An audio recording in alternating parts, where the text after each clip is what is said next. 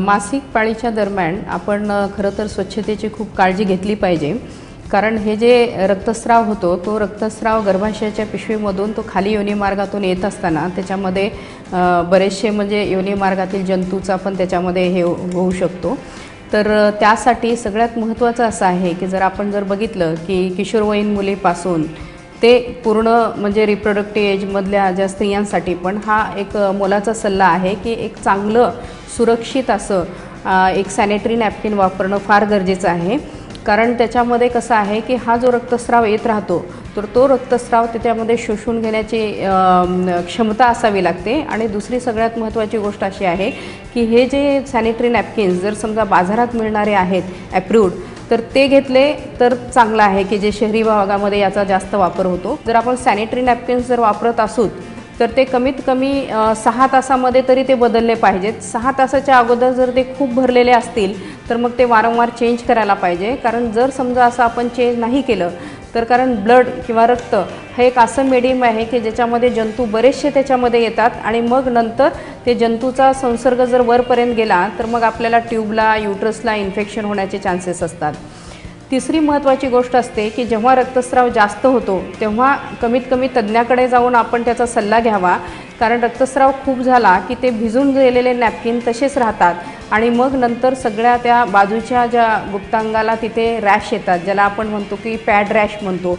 आणि अशी जर रॅश होत असेल तर ती जी जागा आहे ती आपण स्वच्छ ठेवली पाहिजे, धुतली पाहिजे।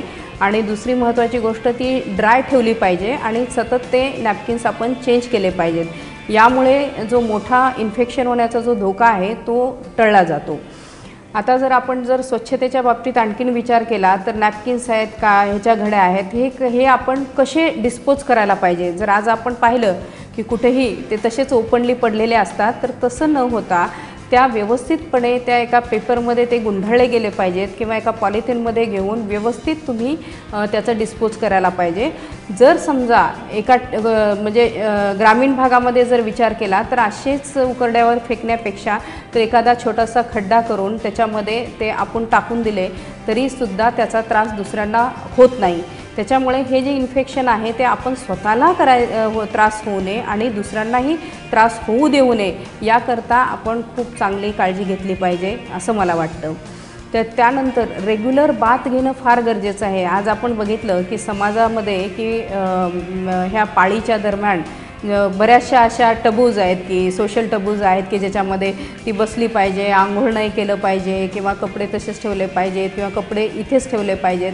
ह्या सगळ्या गोष्टींमुळे आपल्याला नेहमी स्त्रियांना थोडंसं संकोचितपणा वाटतो आणि तसं न करता त्यांनी रोज स्वच्छ आंघोळ केली पाहिजे। जर गरज वाटली असेल तर 2दा आंघोळ करा, ती जागा नियमितपणे स्वच्छ ठेवा, चांगले कपडे वापरा, पॅड वापरा त्याच्यामध्ये किंवा स्वच्छ कपड्यांच्या घड्या वापरा, त्या व्यवस्थितपणे त्या बाहेर तुम्ही म्हणजे डिस्पोज करा। आणि काही त्रास होत असेल याच्यामध्ये निश्चितच आपण तज्ञांचा सल्ला घ्यावा आणि आपण आपलं जर समजा हायजीन व्यवस्थितपणे जर आपण केलं तर ते आपल्या फायद्याचं आहे।